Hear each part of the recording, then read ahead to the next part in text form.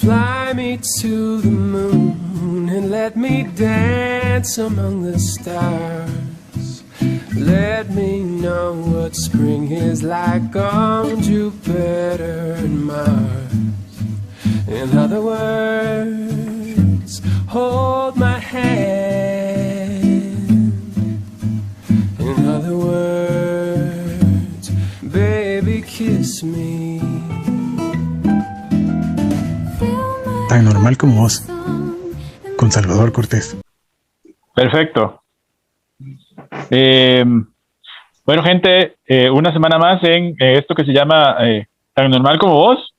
Esta semana vamos a compartir otro rato con nuestro amigo Ariel de Anécdotas García. Estamos conectados directamente hasta Buenos Aires en este momento y te doy totalmente las gracias, Ariel, por otra vez estar acá. Hoy vamos a conocer un poquito de todo un poco de Ariel, que nos va a contar obviamente anécdotas de Charly García, y vamos a hablar de música de Argentina, de rock y demás, pero también vamos a conocer un poquito más acerca de Ariel, que la vez pasada no pudimos conocer ya a fondo el personaje como tal de Ariel. Ariel, ¿originario de dónde en Argentina? Yo soy de San Juan, en realidad. No soy porteño, porteño se le dicen a los de Buenos Aires. Yo nací en una provincia, se llama San Juan, que queda al este de la Argentina, digamos, casi en la cordillera, limítrofe con Chile. Pero vine muy chiquito para acá y soy porteño básicamente por adopción, porque vine muy chico. Así que sí, básicamente soy de Buenos Aires. Ariel, de niño, ¿qué músicas era la que vos escuchabas que decías, esta música realmente me lleva ahí? ¿Qué era lo que escuchabas en casa?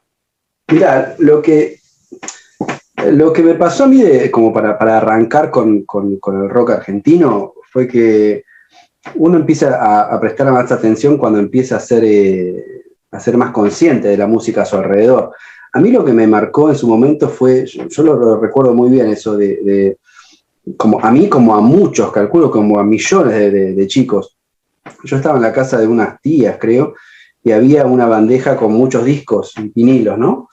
Y había había dos tapas de discos que me llamaron mucho la atención. Yo tendría 8 años, no tendría más que eso, 7, 8 años. Y me llamó mucho la atención dos tapas de dos discos. No sé por qué, no tengo idea, pero uno era With the Beatles y otro era Help. Y bueno, ahí empecé a escuchar a los Beatles, 8 años tenía. Entonces ahí me hice fanático de los Beatles, muy chiquito, ¿viste? Ese fue mi comienzo con la música, con el rock, y después años de escuchar en casa con mi hermana, escuchábamos la radio y grabábamos música que pasaban por la radio con la casetera.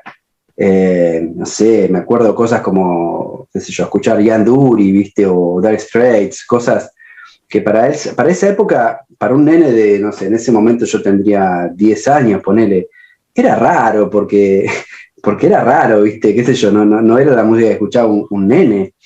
Me acuerdo que me compraban los discos de recopilaciones que salían en ese momento, de grandes éxitos de la temporada, y yo terminaba escuchando no sé, así como escuchabas a Kiss, escuchabas a Kate Bush, por ejemplo, ¿viste? Entonces, como que había era una mezcolanza que era interesante, porque la verdad es que uno escuchaba muchos estilos distintos, ¿viste? En un mismo disco. Capaz que escuchabas a Rafael Acarrá en el lado A, y en el lado B escuchabas, ya te digo, a Kate Bush o a, no sé, ahora no se me ocurre, a Elton John, ponele, ¿viste? Algo así.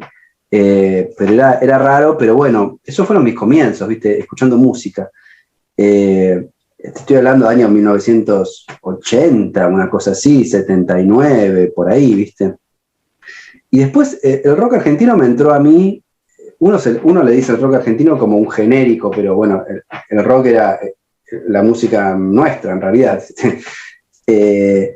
Cuando yo tenía en 7º grado, digamos, en la primaria, colegio primario, yo tendría 12 años, teníamos una maestra que nos que en las horas que por ahí estaba libre, era una maestra suplente, no era una maestra titular de nuestro grado. Se había enfermado la titular y llegó la suplente. Y la suplente era una chica joven y medio hipona, ¿viste? Una cosa... y nos poníamos a charlar. La mina, en vez de, la señorita, en vez de darnos clase, se ponía a charlar con nosotros chicos de sexto, séptimo grado, y nos ponía sui generis, ¿viste? De fondo, porque quería que conociéramos eso, ¿viste? Entonces, yo a los 12 años, en vez de tener la clase de geografía, a lo mejor tenía una clase charlando con la maestra de sui generis, ¿viste? Ese tipo de cosas me pasaban.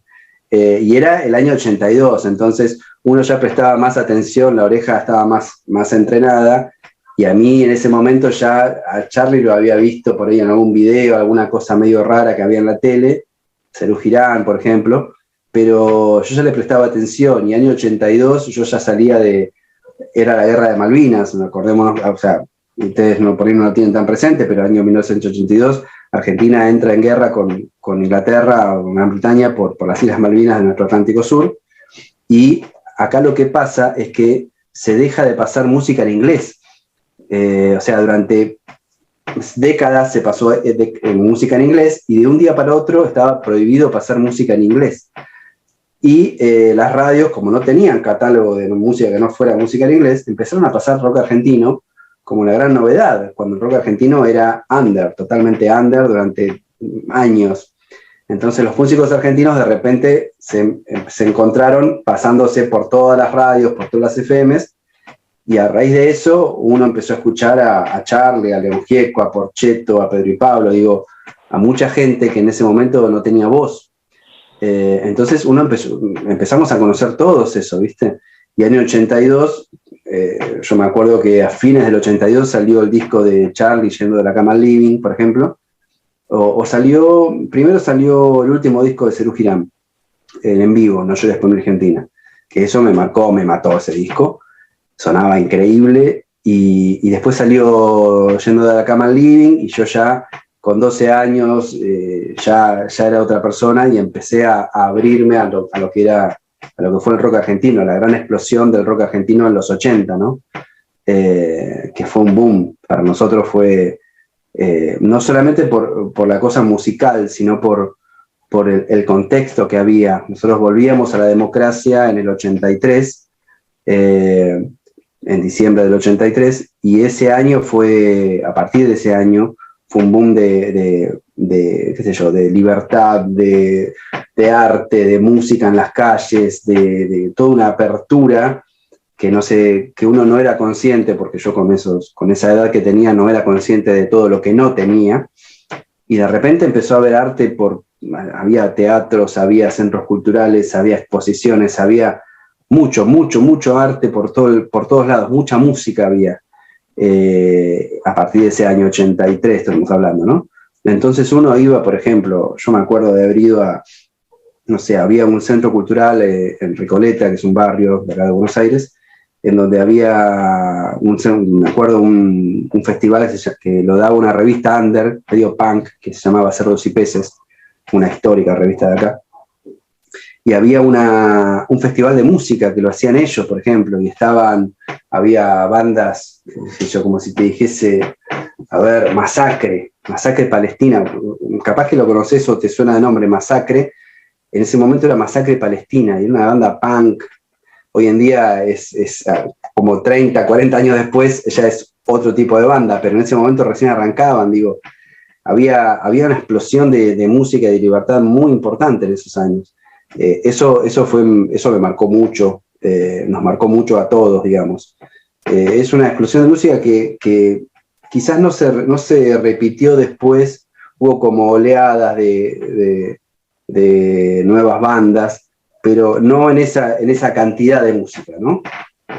Apareció el pop argentino, digamos, el pop, la música más divertida y más descontracturada, Suéter, Los Twists, Los Abuelos de la Nada, Soda Stereo, Virus, muchas bandas. Pero bueno, me preguntabas de dónde vengo. Vengo de ahí, digamos. Te hice un resumen, pero bueno, vengo desde ese lado. No, interesante. Salud, provecho.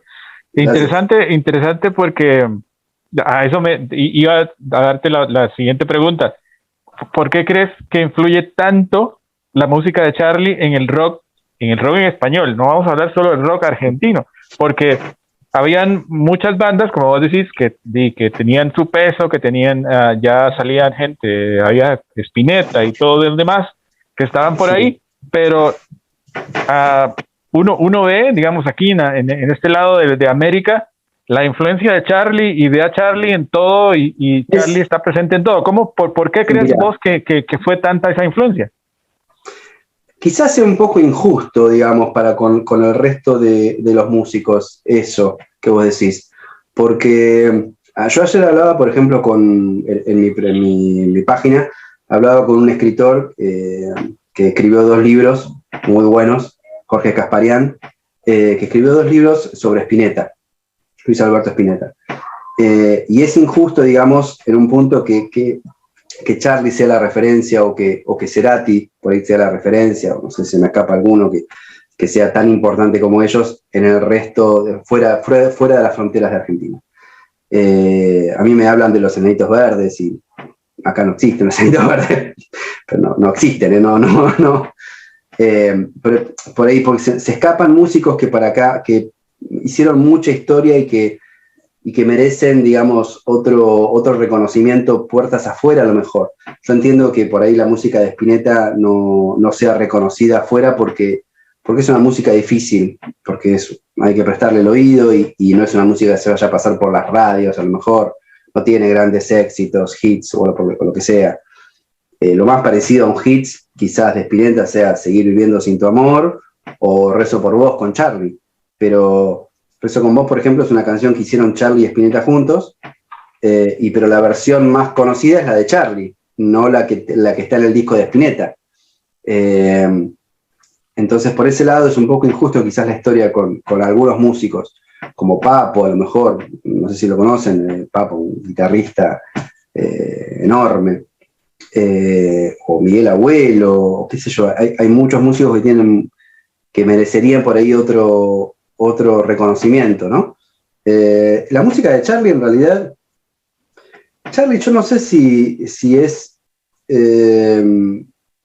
la influencia de Charly se debe me parece que se debe más al contexto que le tocó vivir a Charly, porque Charly cuando empieza a hacer música con Sui Generis, estamos hablando año 72, acordate que nosotros veníamos, o sea, cuando arranca el rock argentino, yo la vez pasada que hablábamos con vos te explicaba un poquito, el rock argentino era el beat, digamos, años 64, 63, digamos, era la música beat, y era una música pasatista.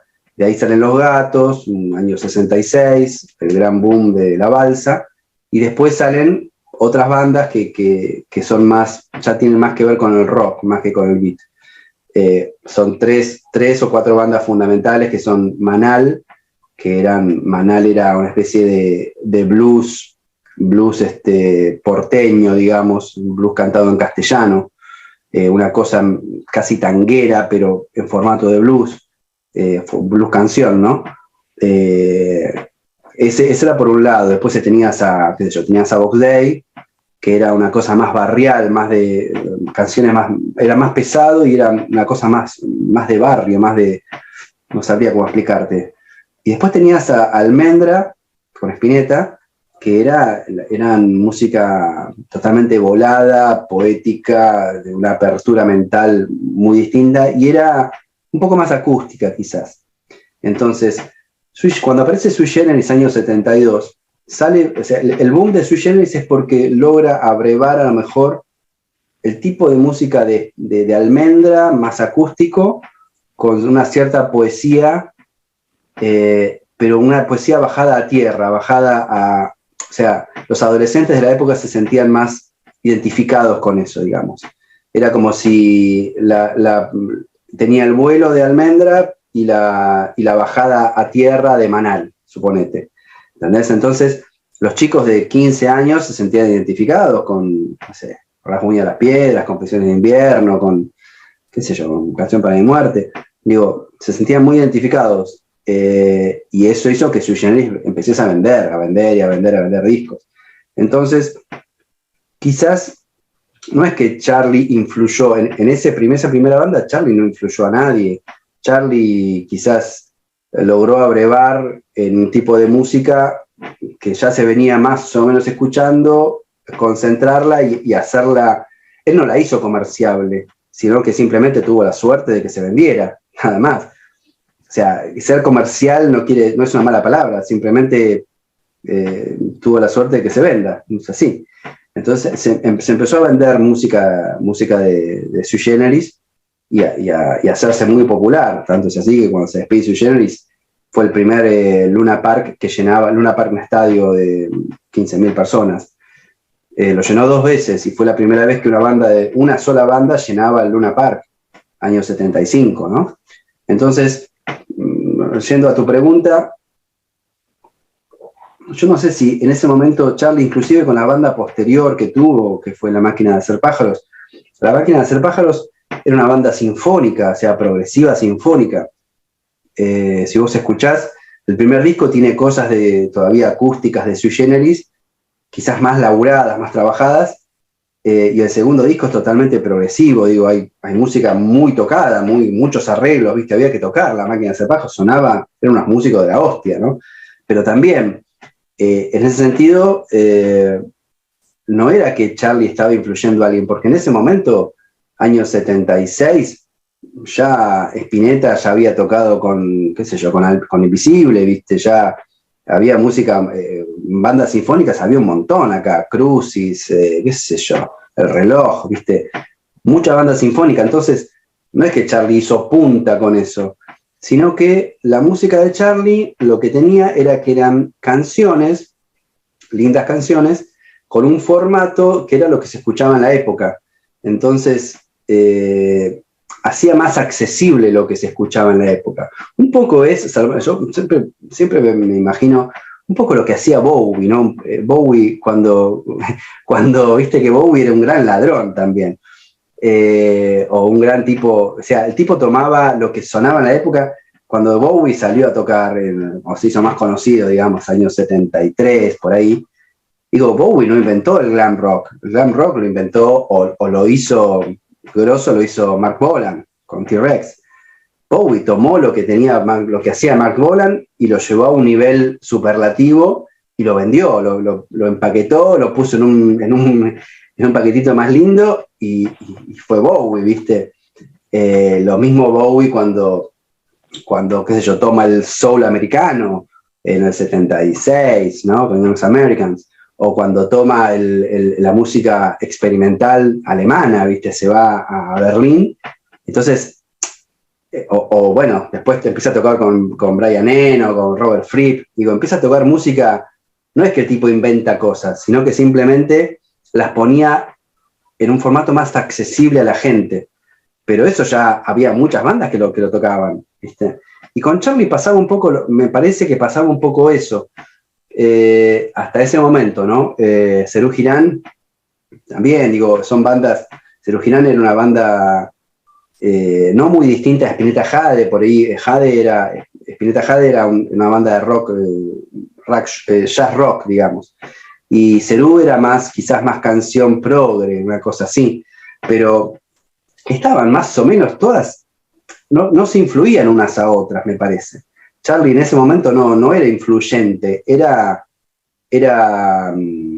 famoso y era comerciable, digamos, y escribía buenas canciones, tenía la suerte de escribir buenas canciones, y bueno, influía desde ese lugar, no quizás desde el sonido, porque ese mismo sonido ya había bandas que ya lo hacían, ¿no?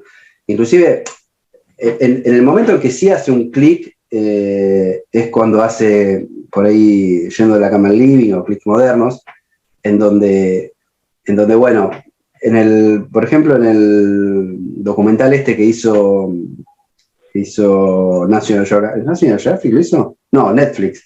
El que hizo Netflix hace un tiempito de rock latinoamericano, que acá fue muy criticado por el protagonismo de Santaolalla.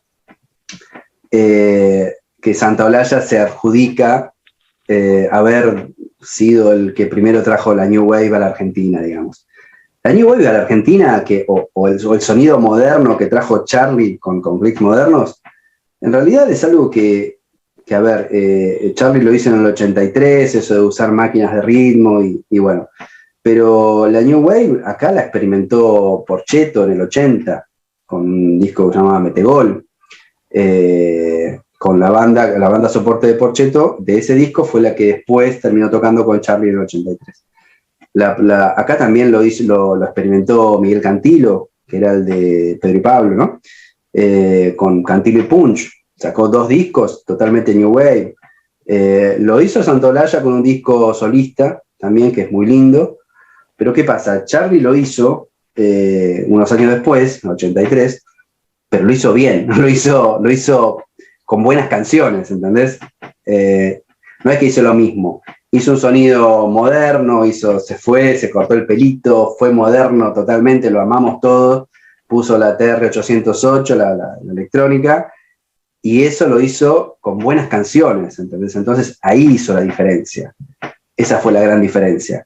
Charlie no influyó al resto de los músicos a ser modernos. Ya había algunas pruebas de ser moderno en los 80, pero lo que hizo Charlie es ser moderno con buenas canciones, ¿entendés? Que se defendían solas, más allá del paquete. Eso es lo que tenía Charlie en ese momento, con su Generis, con La Máquina o con Cerú o como solista.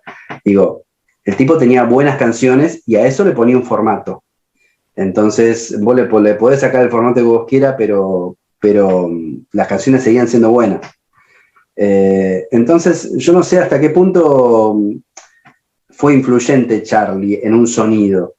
Yo creo que lo que permitió, digamos, marcó camino porque gracias a que él tenía buenas canciones, el resto de las bandas o el del mercado, digamos, se abría a ese sonido.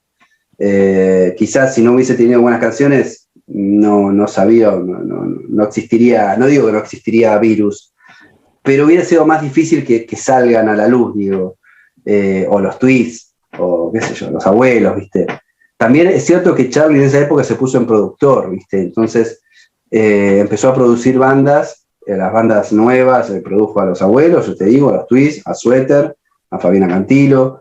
Digo, se puso en productor y eso permitió también una apertura de sonido y de mentalidad en el rock argentino que era muy pacato para la época, ¿viste? Una cosa era muy cerrado quizás. O sea, eso permitió que se terminaran los 70s, un sonido de los 70s y hubiese una renovación de bandas y de sonido general. Yo me cuelgo hablando, pero vos cortame, preguntame. No, perfecto. Gente que nos escucha en Nova Hits Radio, les recuerdo que pueden bajar el app en App Gallery para App Store también, como Nova Hits Radio aparece. Y también recuerde que puede buscarnos en www.novahitsradio.com y en www.novahitsradio.com/player, y ahí usted va a escuchar todos los podcasts, todas las entrevistas de Tan Normal como Vos, y así todas las que se van a encontrar. Me gustaría saber cómo fue ese inicio de Anécdotas García. ¿Cómo nació? Mira, es gracioso porque en realidad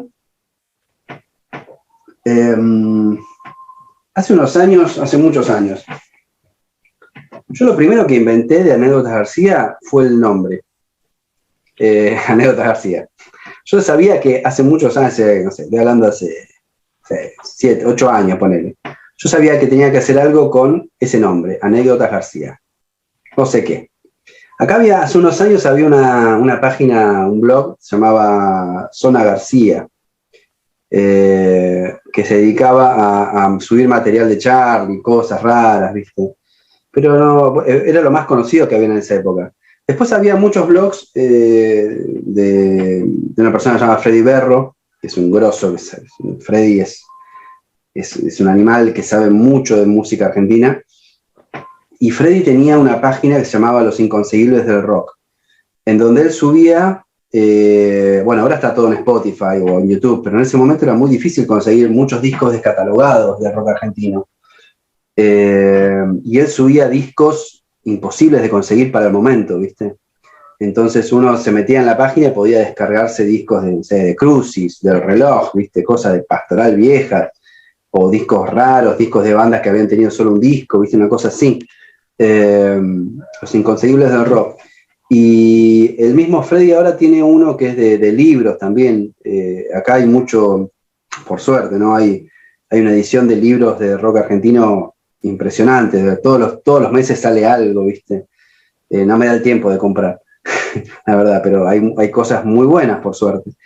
Lo que pasa es que el rock argentino ya tiene una historia que contar. O sea, ya tiene muchos años, por suerte, y ya tiene una historia que puede ser contada en un libro. Capaz que hace 20, 30 años no, ¿viste? Era más cortita. Entonces, hoy en día sí existe eso. Entonces, los blogs hace 20 años no había mucho. Yo me acuerdo de Zona García y yo me acuerdo que lo primero que se me ocurrió fue eso, el nombre, ¿viste? Anécdotas García. Y bueno, algo tengo que hacer con esto. Mientras tanto, como soy muy inquieto, un día me puse a pensar que acá en Buenos Aires en general no tenemos una historia, o sea, no cuidamos mucho nuestra historia, las cosas que edificios, cosas, lugares históricos, esas cosas, no las cuidamos mucho, la verdad. Está todo, o sea, sobre donde pasó algo importante, a lo mejor hoy en día hay un edificio y nada. Cosa que por ahí no pasa en Europa, ¿no? Vas a París o vas a Roma y tenés no sé, un lugar arqueológico de hace 500 años, existe todavía y acá pasó cosas y no se toca. Bueno, en Buenos Aires no pasa eso. Porque siempre hay otras urgencias. Entonces, un día se me ocurrió pensar que en Buenos Aires, qué bueno sería que la gente conozca los lugares en donde habían pasado las cosas en el rock, ¿no? Acá. Los lugares donde estaba, qué sé yo, el antiguo estudio TNT, donde se grabó La Balsa en el 65, ¿viste? Qué sé yo, donde vivía, la casa donde vivía Spinetta, no sé, la casa donde murió Luca Prodan, de Sumo, o no sé yo, no sé. Lugares históricos, ¿viste? Que por ahí la gente pasaba por la puerta y no sabía que ahí, en esa puerta, yo tenía ganas de decirle, señora, ve dónde está parada, acá pasó tal y tal cosa, ¿no? Es importante. Muchos boliches de los 80, ¿viste? Que no existían más, que hay un edificio. Decía, bueno, acá existía el Café Einstein. El Café Einstein lo fundó Luca Prodan y Pipo Chipolati, era un tugurio. El Café Einstein era una habitación capaz que más grande que esto, un poco más grande, pero no mucho más, en donde tocaban las bandas, donde tocaba Sumo, que no lo conocía nadie, donde tocaban los Twists, donde no lo conocía nadie. Y por ahí lo iban a ver 30 personas, ¿viste? Y bueno, esos lugares desaparecían, y la gente pasaba por un lugar y no sabía qué pasaba por ahí. Yo estaba ahí y decía, la gente no sabe esto. Bueno, entonces, pensando eso, un día dije, bueno, voy a sacar fotos de esos lugares y voy a empezar a contar qué pasó en ese lugar, ¿viste? Entonces empecé a sacar fotos, por ahí buscaba tal dirección, sacaba la foto y escribía en un blog que se llamó Argeología, y escribía, qué sé yo, calle Conesa, no sé, 2700, ponele. En este lugar existía un caserón, hace 30 existía un caserón donde Pedro y Pablo vivían junto con la Cofradía de la Flor Solar, que eran dos bandas, vivían en comunidad hippie, porque era así, y acá en este lugar, bueno, pasaron tal y tal cosa, acá en este lugar donde ven ustedes se compuso tal y tal tema, porque, bueno, o por ahí me iba a la calle Arribeños, en el barrio de Belgrano, en Buenos Aires, y decía, bueno, en la calle Arribeños, a tal altura, esta casa, ¿ven? Esta puerta, bueno, por acá vivía Luis Alberto Spinetta, y por esa ventana, ahí ensayaba Almendra, y ahí ensayaba Pescado Rabioso, y en esta esquina se juntaba Spinetta y Emilio del Guercio, desde yo, a charlar sobre el futuro. Digo, existía, por suerte en algunos lugares existían, y en otros casos había un edificio, simplemente. O me iba al Congreso y sacaba foto no sé, se me ocurre ahora el Paracultural, lugar histórico de los 80, donde todo el under pasó por ahí, o la casa de Luca Prodan, o bueno, no sé, muchos lugares. El lugar donde murió Tanguito. Tanguito era una especie, fue el primer rockero argentino que murió en el año 72, creo que fue eso. Cayó en las vías de un tren. Bueno, acá en este lugar, entre tal y tal calle, qué sé yo, donde están las vías, acá falleció Tanguito, bueno. Entonces yo sacaba la foto y publicaba, ¿viste? Y me di cuenta que, bueno, había gente que me seguía, pero no era algo masivo. Porque quizás, no sé, la gente no tenía tanto interés como yo lo tenía, digamos, de que se conozca esos lugares. Porque aparte en Buenos Aires pasaba mucho, ¿viste? Muchas de esas cosas pasaban todo el tiempo a cuadras de mi casa. Entonces eso lo mantuve durante un tiempo, suponete 1 año y pico. Dije, bueno, no tengo tanta respuesta de la gente, digo, bueno, y a la vez que hacía eso, yo para buscar información, me daba cuenta que en los libros que yo leía de rock argentino, todo el tiempo había historias de Charlie, ¿viste? Información sobre Charlie. Por ahí el libro trataba sobre León Gieco, pero había historias de Charlie en el medio, porque León Gieco lo conocía a Charlie, porque con Charlie ve esto, tal y tal cosa. Bueno, en todos los libros que yo leía había historias, anécdotas de Charlie. Era como tener anécdotas de Maradona, ¿viste? Era, o sea, todo el mundo algo hizo con Maradona, bueno, acá todo el mundo algo hizo con Charlie. Dije, bueno, vamos a abrir, vamos a Anécdotas García. Anécdotas García va a tratar sobre esto, claro, sobre las historias de Charlie. Y lo abrí en Facebook, ¿viste? Entonces dije, bueno, una vez por semana voy a empezar a publicar una foto de Charlie contando de un libro, citando la fuente y todo, una historia. Chiquita, cortita, como para que vean, un poco para mostrar la figura de Charlie no a través de su música, sino a través de su vida, digamos. Porque aparte uno leía cosas que no tienen, o sea, cuando Charlie se autoproclama estrella de rock, dice que él siempre dice que la única estrella de rock argentina fue, voy a abrir la ventanita. La única estrella de rock argentina es él, digamos, y tiene razón, porque las cosas, vos te pones a leer cosas de historias de Charlie en los libros de Samalea, por ejemplo, que era su baterista, y son increíbles las cosas que hizo Charlie, ¿viste? Más allá de su música. Entonces decís, bueno, acá hay una historia importante. Y eso lo hice con Facebook durante muchos años, lo hice 4 o 5 años. Y llegué a tener una base de seguidores importante, qué sé yo, no sé, en ese momento eran 30.000, una cosa así. Y dije, bueno, esto lo vamos a pasar, ¿cómo hago para pasarlo a Instagram? ¿Viste? Porque decía, bueno, en Facebook a lo mejor la gente se está mudando a Instagram. Y lo pasé, de a poquito empecé a pasar las historias a Instagram. Y empecé a cosechar también una cantidad de seguidores, porque veía que había mucha gente interesada en la historia de Charlie, y fue pasando todo para Instagram. Y en un momento, con la pandemia, hace casi ya 2 años, año y medio, 2 años, se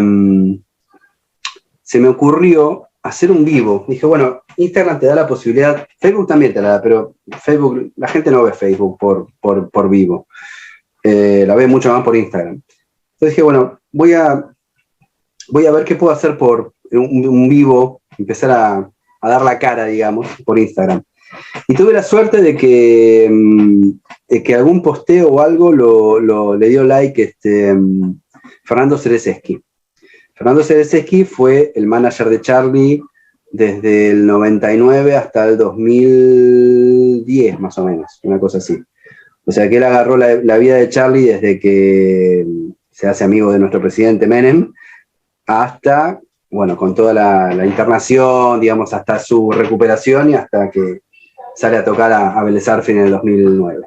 Hasta el 2010 estuvo como manager de él. Charlé un poco con Fernando, se copó en hacer un vivo, en hacer una charla, y ese fue mi primer vivo que hice con él, totalmente nervioso porque Fernando Cerezeski es muy importante dentro de la historia de Charlie. Hoy en día es fue manager de los Ratones Paranoicos, de Iria Kuriaki, hoy en día es el manager de Juanse. Es una persona muy importante dentro del rock, como manager. me dio, bueno, con Fernando estuve hablando como 2 horas, más o menos. A raíz de que hablé con Fernando, yo ya conocía a Gaby Eisenson, la conocía de vista, era amiga de un amigo. Gaby Eisenson fue muy amiga de Charlie en los 80, muy amiga, fue corista eventual, pero era como del círculo íntimo de Charlie. Gaby Eisenson era la novia en su momento de Richard Coleman. No sé si le suena a Richard Coleman. Richard Coleman era el guitarrista de una banda llamada Fricción. Fue guitarrista de Charlie poquito tiempo, de una banda que tuvo Charlie, y fue guitarrista y gran amigo de Gustavo Cerati, parte de la banda de Cerati, digamos. Bueno, estuve hablando le comenté a Gaby, digamos, si podíamos hacer un vivo. Ella se copó, hicimos el vivo con Gaby Eisenson, gran amiga de Calamaro en su momento también. Entonces también Gaby nos contó historias hermosas del día a día de Charlie en los 80. Gaby a la vez, o sea, cuando estamos haciendo el vivo con Gaby, ¿no? Cómo se van encadenando las cosas, ¿no? Gaby, cuando estoy haciendo el vivo con Gaby, veo que se conecta Andy Czerniawski. Andy Czerniawski es la fotógrafa del rock argentino de los 80 y 90. Entonces, que era amiga de Gaby. Entonces, en el medio del vivo le digo a Andy, che, Andy, ¿te copás? Que esté yo. Y justo había sacado un libro, Andy Czerniawski. Y bueno, hablando de sus experiencias dentro del rock y eso. Bueno, a raíz de eso, a la semana siguiente hago un vivo con Andy Czerniawski. Yo ya estaba en la gloria, ya estaba hecho. Y Andy Czerniawski es amiga de, también, un círculo, íntima amiga de Hilda Lizarazu. Hilda Lizarazu de Man Ray, vocalista de Charlie, corista de Charlie, digo. Bueno, con el tiempo le hago una entrevista a Hilda Lizarazu. A la vez tengo el contacto de Mario Zipperman de los Cadillacs. Y bueno, ahí ya me envalentoné, ¿viste? Ya tenía como 5 o 6 vivos hechos. Dije, bueno, vamos para adelante, ¿viste? A ver quién se copa, ¿viste? Contacto de uno, contacto del otro. Uno me pasó el contacto de otro, ¿viste? Bueno, se fueron dando las cosas. Y la página empezó a crecer. Y bueno, tuve una buena... Yo empecé a aprender también a charlar. Yo siempre digo que hago charlas, ¿viste? Que no soy periodista. No son entrevistas porque la verdad es que yo no sé entrevistar. A lo mejor alguien dice que sí, pero lo mío son charlas, ¿viste? Alguna vez me han criticado que decía, bueno, que por ahí me piso con el otro porque cuando estoy charlando.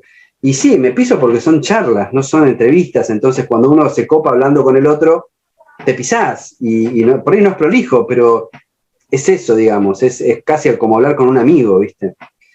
Eso me permitió, bueno, empecé a mandar mensajes. Algunas veces me va bien y tengo buena recepción y se copan en hablar conmigo, otras veces no quieren o no me responden, pero eso, la página permitió, Charlie, ¿no? Digo, me permitió hablar con mucha gente de nuestro rock, porque cuando yo hago los vivos, los hago no solamente con gente que tenga que ver con Charlie, sino con el rock argentino en general, porque la página, si bien habla de historias de Charlie, los vivos yo los hago con gente del rock argentino.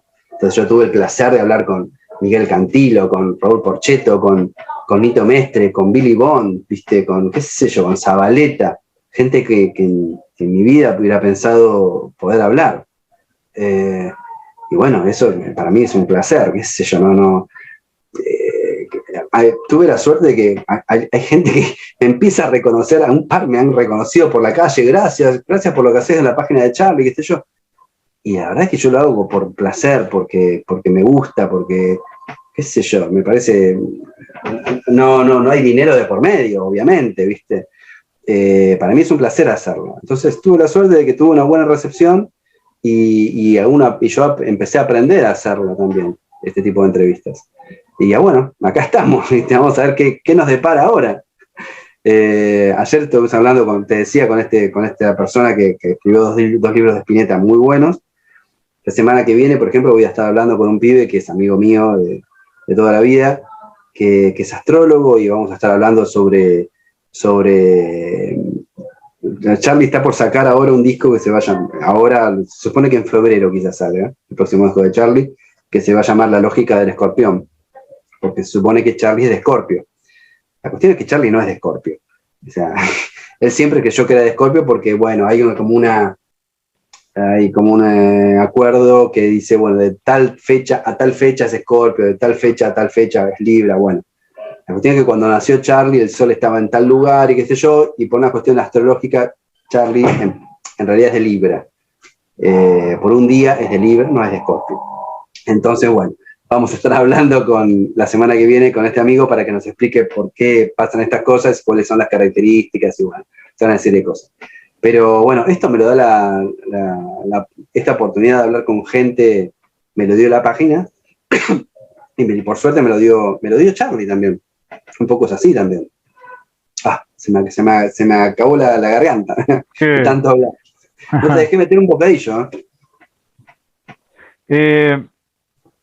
Ahorita que tocaste un tema fundamental, la pandemia, ¿cómo viviste en lo personal esa pandemia? Muchos aquí, bueno, en la mayor parte del mundo, gente que perdió su trabajo, gente que dejó de tocar, de hacer, de producir, todo se paró.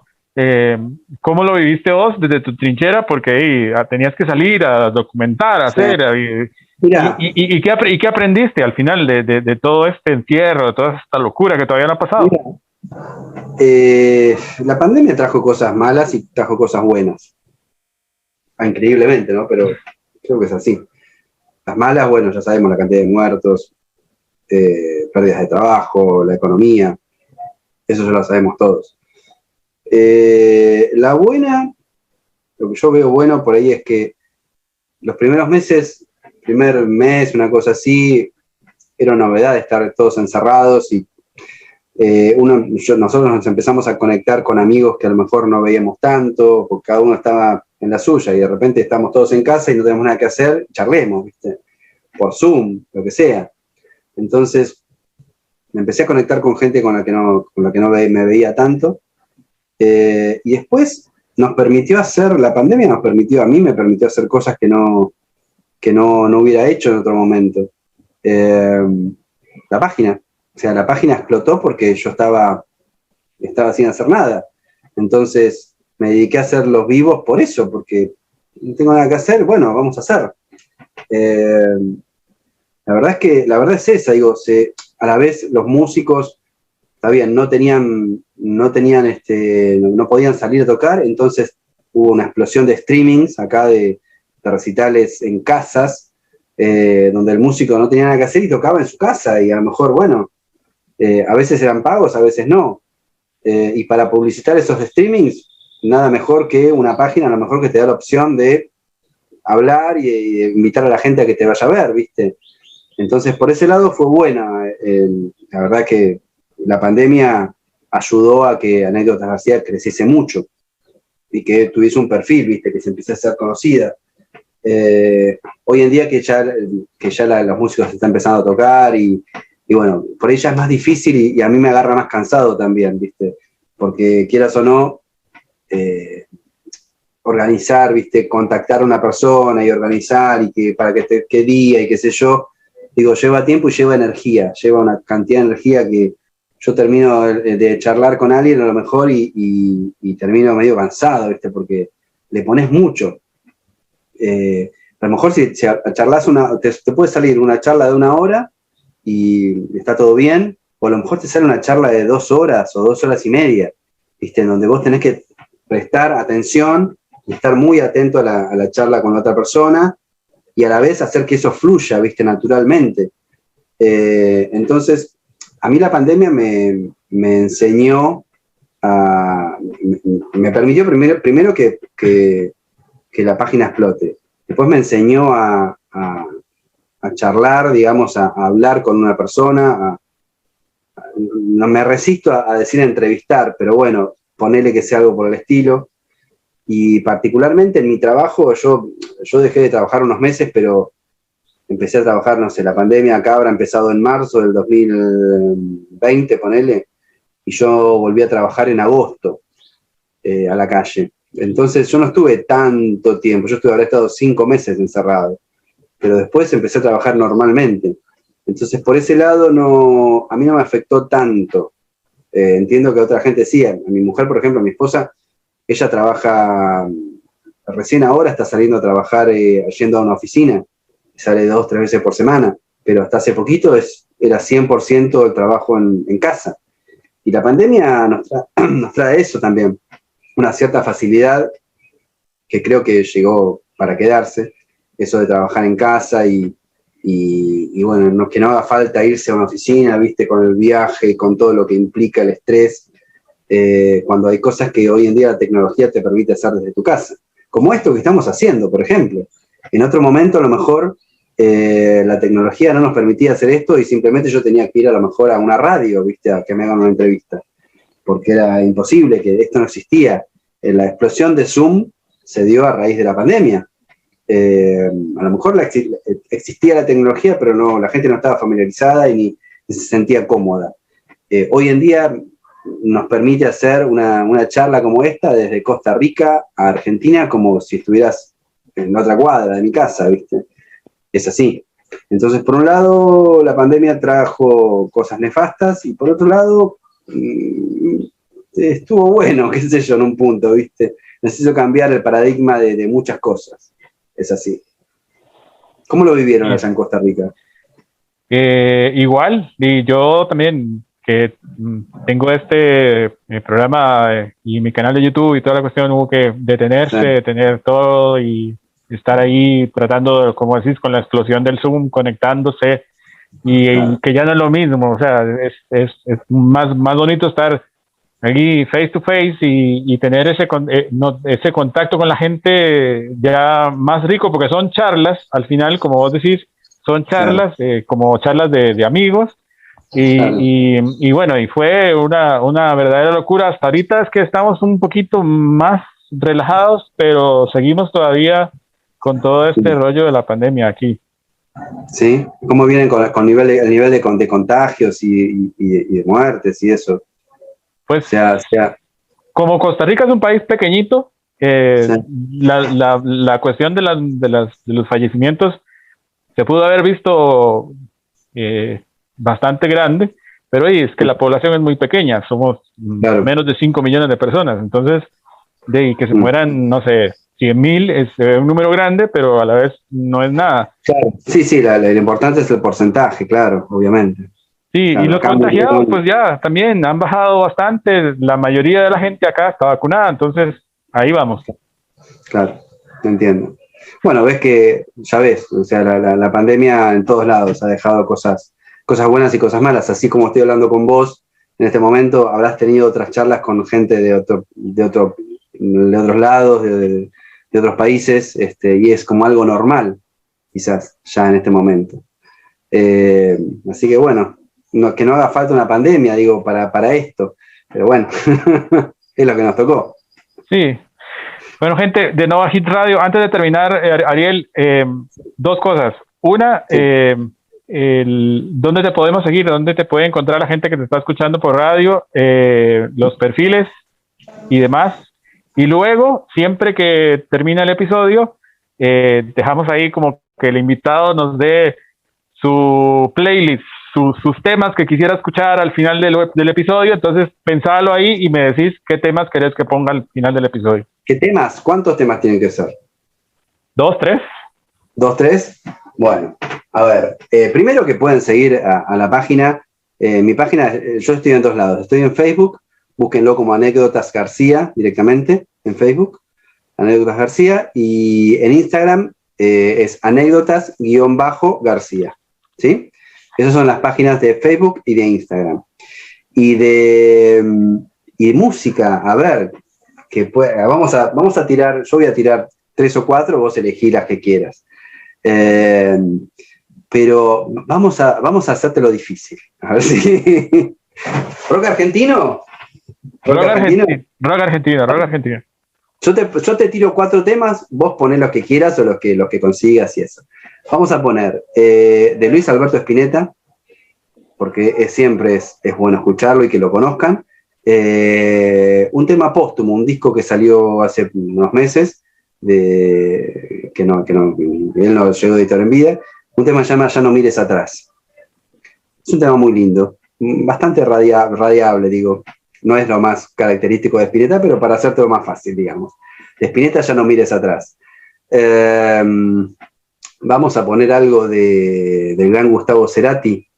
Vamos a poner algo como, por ejemplo, a ver, Artefacto de Cerati. Tema medio pesado, medio tecno, así está bueno. De Charlie, algo de Charlie hay que poner. Vamos a poner algo de La Máquina de Hacer Pájaros, vamos a poner algo. No es una banda muy conocida de Charlie, pero vamos a poner algo de La Máquina de Hacer Pájaros. Vamos a poner... hay un tema que me encanta, me llama Ruta Perdedora. Ruta Perdedora. Y te pongo un cuarto tema, vos fíjate. Vamos a poner un cuarto tema. A ver, un cuarto tema, vamos a poner algo de... ¿Quién podemos poner? Hay tanto, pero vamos a elegir alguno. ¿Qué podemos poner? Algo de León Gieco, algo de... A ver, algo de Papo. Vamos a poner algo de Papo. Papo. De Papo, sí, algo medio pesadito. Puede ser... y poné blues local, de Papos Blues. Blues local. ¿Sí? Ok. De eso, perfecto. Fíjate que hay. Vamos a ver perfecto. Si la gente lo conoce. Sí, claro. Perfecto. Ahí voy a dar la tarea de buscarlo y te prometo poner los 4. Espero poner los 4. Bueno, vamos a ver. Sí. Gracias, Ariel, de verdad.